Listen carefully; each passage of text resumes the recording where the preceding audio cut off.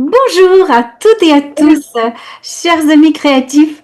Aujourd'hui, je suis avec une invitée spéciale, Hélène Valentin, que certains de vous la connaissez déjà puisque elle a été une de nos intervenantes dans la deuxième édition du Festival de la créativité. Hélène qui est illustratrice, aquarelliste, autrice et éditrice parce que elle a plein de livres magiques. Je dirais bonjour Hélène. Bonjour Stella, merci de me recevoir, je suis trop contente.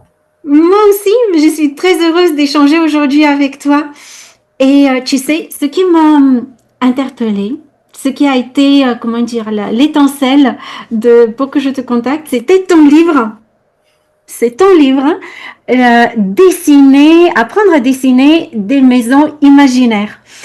C'est un livre que tu as sorti, je crois que c'est ton dernier, si je ne me trompe pas. Oui, il est sorti il y a 2 mois. Ah oui. Eh bien, écoute, moi, je l'ai trouvé, je l'ai acheté juste avant de partir en vacances. Et c'était vraiment une drôle de coïncidence parce que j'avais déjà travaillé sur mon atelier pour la nouvelle édition du Festival de la créativité qui cette année est sur le thème Contes et merveilles. Et mon atelier, celui sur lequel j'ai travaillé les derniers mois, c'était sur les maisons des contes. Et les maisons des contes, et c'était un atelier de maisons de contes en pop-up. Et quand j'ai regardé tes maisons, quand j'ai regardé ma maison, à un moment donné, je me suis dit, mais waouh, c'est incroyable. Il y a ces deux styles différents, deux techniques complètement différentes. Et pourtant, il y a une flamme, une âme, une étincelle commune, vraiment des correspondances. Tu as une approche très spontanée dans dans le dessin. Et dans mon atelier, il y a beaucoup le hasard qui est mis en place. Et je me suis dit, mais tiens, je vais l'inviter, il faudrait qu'on échange. Alors les maisons, pourquoi les maisons et le terme spontané est complètement juste parce que figure-toi que l'idée m'est venue début mai et en 2 mois le livre était fait, mais c'est venu, mais j'ai eu les trucs comme ça et tu vois, la maison fait partie des premiers dessins qu'un enfant fait. Une maison, ça peut être, c'est que des formes géométriques. Et c'est hyper simple. Et moi, je réfléchissais à la façon dont je pourrais permettre aux gens de créer leurs propres univers à partir de maisons très simples. En l'occurrence, ce sont des modules. J'apprends aux gens à dessiner des portes, des fenêtres, des murs, des toits, des balcons. Et une fois qu'ils ont tous ces modules, ils les agencent comme ils veulent. Et avec le livre, on apprend les bases et après, une fois qu'on a tous les modules, on prend son envol.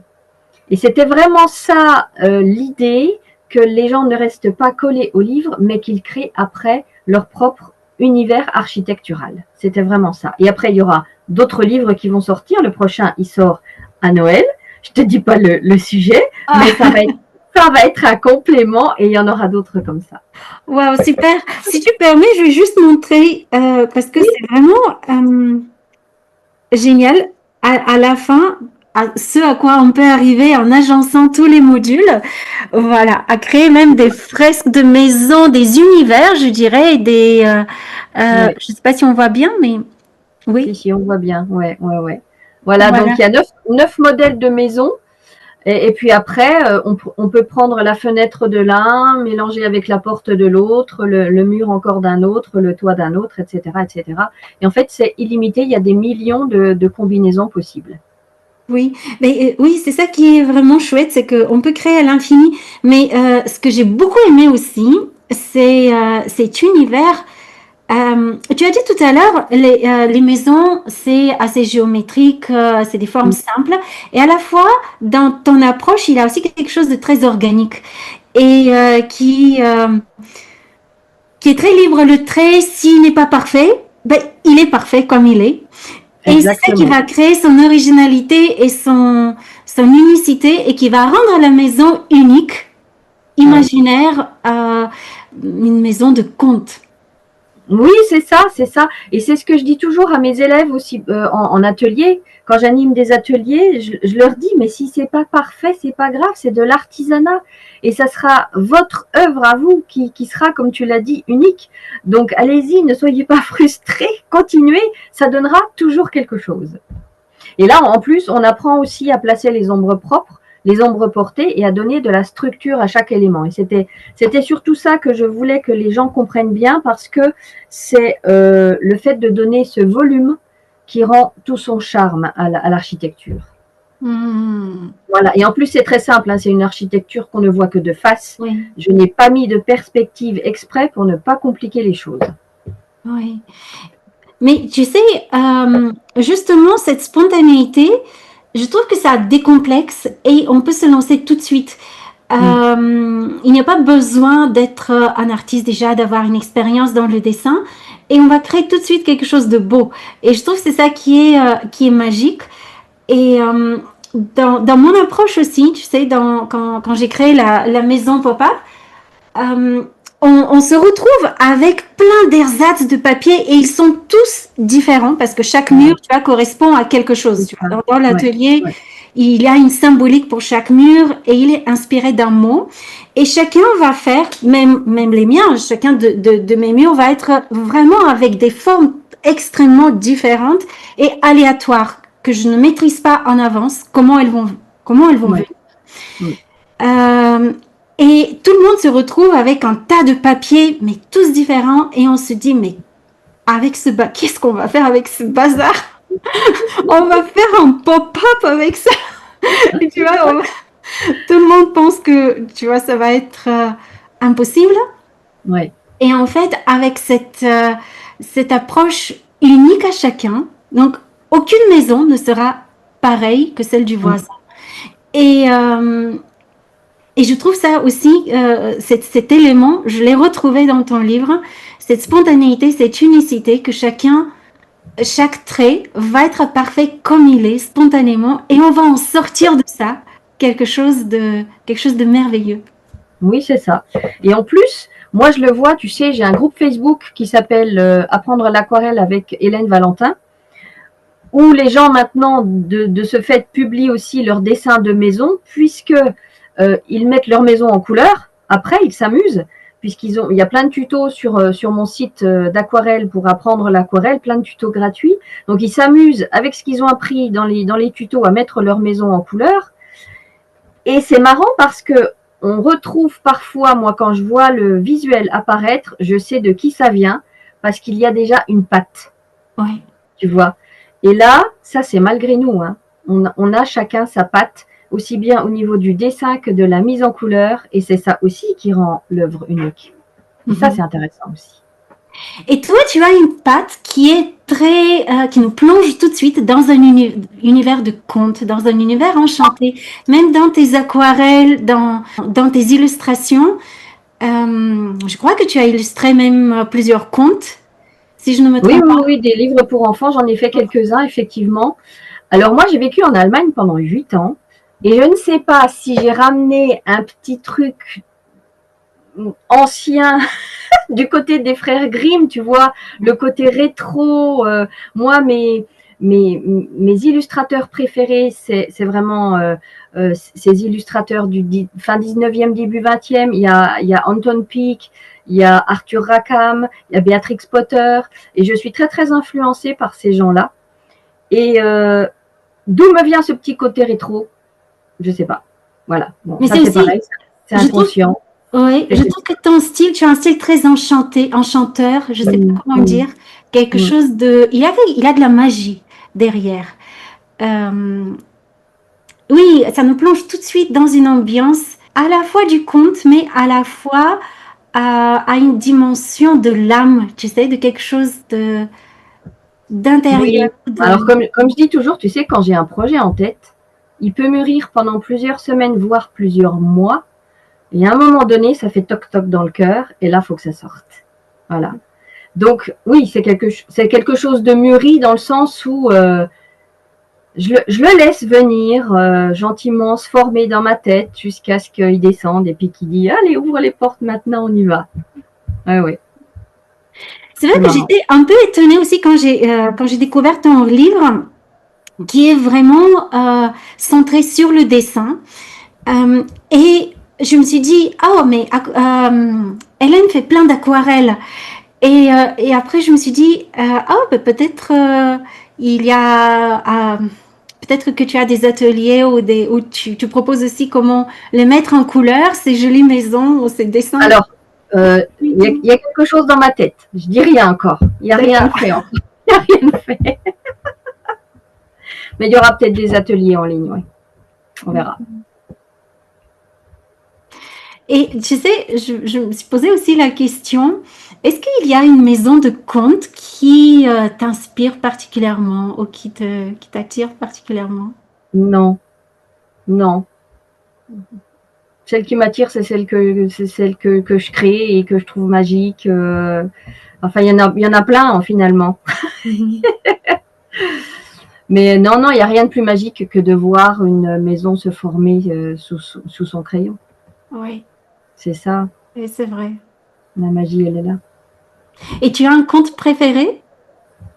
Non, non plus. Non plus. Non, non, non. Même pas, non, non, non. Puis en plus, je suis même pas conteuse. Hein. En fait, quand je dédicaçais mes livres sur des salons, les gens ils me disaient mais vous êtes conteuse dans votre façon de raconter les histoires. Mais non, je suis pas conteuse. Je dis tout simplement les choses parce qu'elles viennent du cœur. Et puis bien, ça sort comme ça, quoi. Oui, mais moi, j'ai eu la même réflexion tu vois, en découvrant ton œuvre, ton style, en plongeant, en te suivant aussi. Euh, et j'ai eu la même réflexion. Hélène, elle est conteuse. Dans sa façon d'illustrer, elle nous raconte des histoires à travers visuelles, des histoires visuelles. Ah ben c'est sûr, c'est sûr. Ou- Il y a toujours une lecture visuelle, même dans un livre. Même dans un livre. Et c'est pour ça que je dis toujours, quand on écrit un livre, il faut éviter de répéter par les mots oui. ce qu'on peut comprendre par l'image. Comme ça, quand c'est les parents qui lisent, ils s'ennuient pas non plus. Oui. Oui. Voilà. Non, mais c'est vaste, hein, aussi bien les contes pour enfants que les livres pour adultes que j'écris et que j'illustre, où là c'est plus philosophique. C'est encore un autre univers, un autre domaine, mais c'est la même façon de penser. Oui. Et ça sort du cœur aussi, bien sûr. C'est un métier qui est limité, tu sais. C'est illimité. Il y a 6 mois, je savais pas que j'écrirais un livre que je sortirais un livre de dessin. Tu vois. Et puis voilà, donc la spontanéité, elle est là quand même. Et alors oui, je dis, il y a un projet qui peut mûrir pendant plusieurs semaines ou plusieurs mois. Celui-là, il n'a pas mûri du tout. D'un seul coup, il était là. Et puis pour moi, c'était une évidence, tu vois. Ça faisait quand même un bout de temps que je réfléchissais à la manière de rendre les gens autonomes. Et je savais pas comment faire, si c'était par un atelier en ligne ou bien par un livre. Et puis d'un seul coup, l'idée du livre est arrivée. Je me suis dit, mais oui, mais c'est ça. C'est l'évidence même. Parce que c'est une base qui va permettre aux gens de faire plein de choses par eux-mêmes après. Oui, tout à fait. Voilà, voilà. Oui, tout à fait. Et même se raconter nos histoires intérieures. Moi, j'aime bien aussi quand tu dis, tu n'as pas de conte préféré, parce que c'est le conte qui se tisse à chaque instant, en fait. Ah ben, Qui se complètement. tisse à l'intérieur de nous, à l'appel du cœur, qui va venir, tu vois, qu'on va être à l'écoute de notre conte intérieur et qu'on va se raconter à travers ce qu'on va exprimer sur le papier, à travers le dessin, à travers à chaque instant. C'est ça. Et en fait, je crois bien. Alors, j'aurais presque, tu sais, tendance à dire, je vis dans un conte. Alors là, tu vois, je suis dans mon atelier, c'est un petit boui-boui qui fait 12 mètres carrés, isolé, il est enfin, il est sous les toits, il est à un demi-étage du reste de la maison, et mon mari, des fois, il me dit, oui, mais toi, tu vis tout le temps dans ta bulle, et c'est vrai que je suis une ours, hein. Alors bon, du temps où je faisais des salons, je rencontrais beaucoup de monde le week-end. Maintenant que j'ai arrêté les salons, je suis beaucoup plus dans ma bulle, mais le fait d'être dans ma bulle me permet d'être encore plus en accord, en phase avec moi-même. Et cette solitude me permet de laisser mieux émerger ce qui doit émerger. Et ça, je dois dire quand même que c'est puissant. C'est puissant. Quand on arrive, alors la solitude peut faire peur à beaucoup de gens parce que quand on vit dans la solitude, on est forcément face à soi-même. Oui. Et des fois, on voit des choses qui nous font pas plaisir. Donc, il faut être prêt. Il faut être prêt. Et puis, il faut être prêt à les corriger, à adapter, et voilà. Mais écouter ce qu'il y a au plus profond, là, dans ses tripes, et puis sentir qu'il y a quelque chose qui arrive, et puis d'un seul coup, ça sort, et puis on peut l'exprimer par les dessins, les couleurs et les mots. Oh, waouh! C'est beau. C'est beau. C'est un super métier que je fais, là. Oui. Et je trouve que justement cette disponibilité à notre monde intérieur qui nous est ouverte quelque part par la porte de la créativité, par la porte du dessin, parce qu'on plonge dans un espace. Tu vois, ce n'est pas dans la tension d'une maîtrise technique ou quelque chose comme ça. Au contraire, c'est vraiment dans une détente. Aussi, le fait de dessiner tes maisons, c'est très relaxant. Et on plonge dans ce monde à soi. Et je trouve que ça apporte même comment dire, une aide déjà à se connecter à notre monde intérieur, mais aussi à vivre ce qu'on a à vivre à l'extérieur. Oui, forcément, forcément. Ben, tout est lié, tout est lié. Tu vas rayonner ce que tu es à l'intérieur, tu vas le rayonner à l'extérieur. Ça va toucher les gens qui sont prêts à accueillir ça, et puis tu vas le recevoir en retour. Tu auras le retour. Et on dit souvent il faut donner 100 pour avoir 10, quelque chose comme ça. Mais donner 100 quand ça vient du cœur, eh ben, il n'y a pas de problème, quoi. Il n'y a pas de problème. C'est naturel. Oui, tout à fait. Et ça nous enrichit aussi. Ce que j'ai beaucoup aimé aussi dans ton livre, c'est qu'on sent vraiment ta patte. On sent que ce n'est pas un livre fait avec une intelligence artificielle. Ah oui, sur Amazon, je l'ai bien précisé ça. Qui n'avait pas dit là? J'ai envie de montrer juste aux gens un petit peu. Regardez, tout est dessiné, même les outils, même tout est fait à la main et avec ta patte, avec ton coup de pinceau, de plume. Et je trouve que c'est ça qui rend aussi le livre magique parce que on a de moins en moins des livres comme ça. Et je trouve que ça devient précieux. Oui, tu as raison, tu as raison. Ben oui. L'intelligence artificielle, malheureusement, va faire aller les choses très très vite, mais sans âme. Et oui. Oui, et oui. Oui. Puis ça va être que, comment dire, recomposé à partir de ce qui existe déjà. Et il n'y a pas la dimension verticale, tu vois, et la dimension du cœur. Ouais. Oui. Et j'ai beaucoup aimé aussi au début, tes petits paragraphes. Pourquoi construire des mondes imaginaires? Tu sais, les bienfaits pour le cerveau, le droit à l'imperfection. C'est ça, ouais. Et tu sais, je vais te raconter une anecdote à propos de ce livre. Il me manquait le dernier chapitre. Alors, attends, le dernier chapitre, c'est la maison Chambord. Que je te la retrouve. La maison Chambord, je l'ai appelée comme ça. Voilà, c'est ça, la maison Chambord. Ah, oui. Voilà. Alors, il me manquait ce dernier chapitre, je ne savais pas quel thème aborder. Et on part en week-end avec des copains, on va visiter le château de Chambord. Et là, alors je ne sais pas si tu l'as déjà visité, ce château, mais tu peux accéder au toit du château.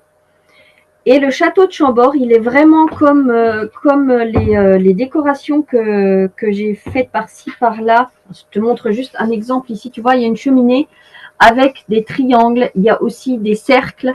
Et en fait, alors je ne sais pas si c'est de l'ardoise incrustée dans les murs, mais tu as sur les pans de murs, sur les cheminées, autour des fenêtres du château de Chambord, comme ça, des formes géométriques qui sont noires et qui font que ce château... j'étais sur ces toits et je me suis crue à Disneyland, quoi. Moi, j'avais des yeux, c'était féerique. C'était vraiment féerique et je me suis dit, eh ben voilà, je vais m'inspirer de ce château pour faire mon dernier chapitre parce que c'est celui-là qui doit être dans le livre. Et il y a effectivement plein de choses à faire à partir de ça.